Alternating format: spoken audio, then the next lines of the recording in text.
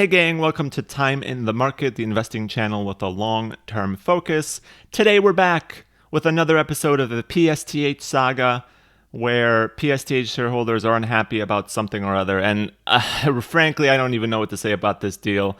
It's been a complete mess, and there's another wrinkle in the story of PSTH. At this point, you might as well call it PTSD because that's what it's giving shareholders. It's completely ridiculous, honestly.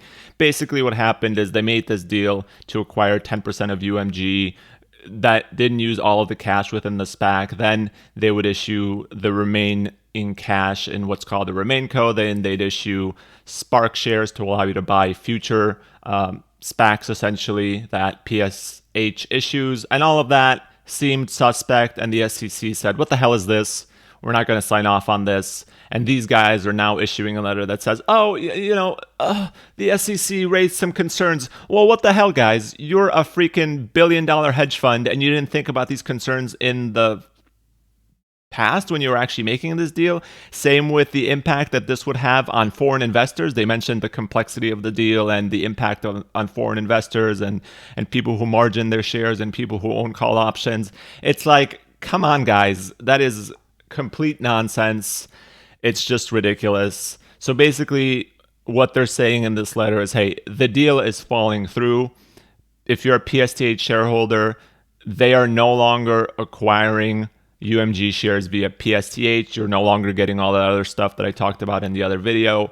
What's happening now is that PSTH is back to being a standard old SPAC with $4 billion in cash that they can use to acquire another company. The Tontine warrants are back to what they were. There is no Spac. There is no RemainCo. So, if you didn't like this UMG deal, maybe that's a good thing for you. If you look at the stock pre-market, obviously the stock since the deal has been made has fallen quite a bit. It's gone from anywhere from $24 down to basically net asset value slightly above. Net asset value here is basically $20.01, which is what they would have given you in the redemption offer if you took it. Now it's $20.63. Pre-market, it's up a bit. We'll see what happens. It kind of puts an egg on the face of Bill Ackman and the PSTH team because, hey, they didn't get this deal done. Kind of a mess altogether. The share price has fallen 18% since the transaction was announced, as they mentioned in the letter. Now they have to go back out on the market and seek another deal. What's also annoying is if you like the deal, if you liked being a UMG shareholder in the future, and you like the Spac rights and the RemainCo thing, that's still proceeding, but not as a PSTH shareholder. Pershing Square, the company itself, the company that is hosting the PSTH SPAC, is buying those 10% shares themselves. I mean, you can own shares in Pershing Square. It's PSH on the Euronext exchange for some reason. I think they have an actual ADR. Let me see what that stock is. It's there's something. PSHZF, I believe, is the ADR if you want to buy the stock in the United States, if you don't have foreign trading. So you can still own that. Obviously, UMG will still essentially IPO in September, I think. So you can potentially buy those shares on the open market when that happens. If those shares are below where Bill is buying them or was going to buy them via PSTH, then maybe that's still a good deal for us. Is this a bad deal or a good deal for PSTH investors? Obviously, it's a weird situation. This has probably never really happened. I mean, there's obviously issues with SPACs from here and there. But this thing has been a complete mess with the complexity of the structure. Now the deal falling through, now them having more time to look for another deal. It's not the end of the world for PSTH shareholders. Potentially they buy a better company, a simpler deal structure in the future. I'm sure there's going to be rumors about Bloomberg being back on the table, Stripe being back on the table. Who the hell knows at this point? Nobody knows what they're going to buy. They have 18 months remaining to close new transactions, so this could be a year in advance. If you remember the initial S1, they had 24 months to strike a deal. That was a year ago, so now you would think, well, where are the 6 additional months coming through? Well, in the initial S1, there was language around, well, if we sign the letter of intent, which they sort of did with the UMG deal, they get an additional 6 months, so really there's 30 months left. 30 months total, rather. We've used 12 months of those, so we have 18 months left to close a new transaction as a PSTH shareholder. And again, in light of the recent experience, the next business combination will be structured as a conventional SPAC merger. So from that perspective, you're not getting the neutered tontine warrants that were being given to you as a RemainCo shareholder. So maybe the deal structure is better now. Who knows what the deal is going to be? I think, like I said, this is a bit of egg in your face as Bill Ackman, essentially, that you couldn't get this done. Really, the power potentially switches to the company that they're negotiating with. Like, hey, you're kind of bone here. You got to get something on the table.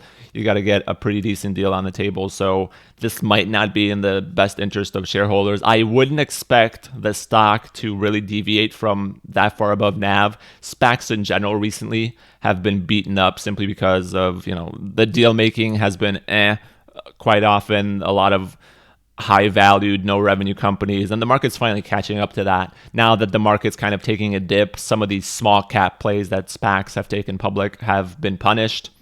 Post-merger, whatever, pre-merger, there's no real moves after deal announcement either. And PSTH is kind of in that same space now, unless they announce a blockbuster deal in the next couple of months, like something like Stripe at a good valuation. This thing is probably going to stick close to $20. So if you're a guy or a girl who bought this thing at $28 and you were like, well, again, this UMG deal probably has good long-term potential, you're kind of pissed because who knows what you're going to get in the future. My cost basis on this is $20.99 or something like that. So I'm still down, but I'm down, 1%. So I don't really care. I don't really need the money at this point. I was kind of happy with the UMG deal. So it's kind of a bummer that I won't get those shares, but I still have the opportunity to buy them when it IPOs in a couple of months. However, it's likely that that price point will be a bit higher than what the PSTH deal would have been. And that's kind of a bummer in my mind. However, if the IPO drops or if the stock market takes a tumble in the next couple of months and suddenly I can get UMG shares at a lower price, then I'll be super happy about this deal falling through. If on the reverse that IPO soars 40% day one, then I'll be like, what a screw job. Bill Ackman and Pershing Square are still getting that 10% through their own company, Pershing Square Holdings. Again, I could buy those shares if I wanted to via that ADR. I'm not sure if I will. Maybe I will, but probably I won't. And this is kind of a real knock to individual investors. Again, this was kind of touted as an investor-friendly SPAC, and sure, in the initial structure and how the warrants were structured and all of that, it kind of was, but now it's become a real mess. So at the end of the day, what are you getting here as a PSTH shareholder? Well, you're getting your PSTH shares if you didn't redeem them, which you won't be able to at this point. I don't know how they're going to handle people that redeemed, if any of them did. Who knows?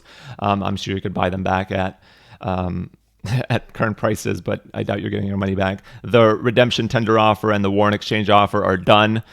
Since the deal is not happening, PSTH is again back to the original SPAC structure where you just have 18 months to acquire a company with $4 billion. The warrants are back to what they were. UMG is off the table. RemainCo is off the table. Spark's off the table. All of that stuff is off the table. Again, who didn't see this coming? I did make a comment in my original video where I was like, listen, this has to be SEC approved. It does seem complicated. And I wrongly thought that this billion-dollar hedge fund kind of vetted that stuff before they spent, months and months making a deal. Apparently they didn't.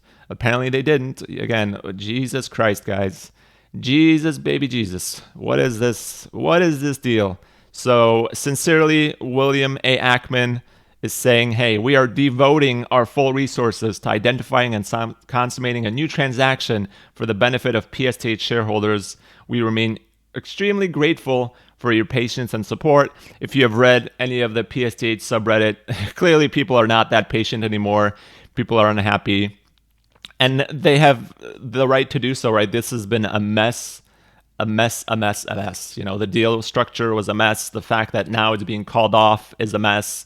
Who knows what's going to happen next? But this PSTH saga is certainly giving me PSTD, and it probably is doing the same for a lot of other investors. What a freaking mess. I'll leave this letter in the description down below. Again, if you watched any of my other videos, remember those are completely worthless at this point. I am going to leave my spreadsheet for historical posterity and the funnies because hey, what what a mess. Again, guys, I am not a qualified financial advisor. Please talk to a qualified financial advisor before making any investment decisions. Again, at least this thing is becoming more simple at this point. Who knows how the market's going to react. You know, this thing traded up to $30 when the deal was unknown. It traded back down to $20 when the deal was known, and Spacs lost its luster. Maybe Spacs will regain their luster. Maybe there'll be some rumors that, hey, they're negotiating with Bloomberg again. They're negotiating with Stripe again.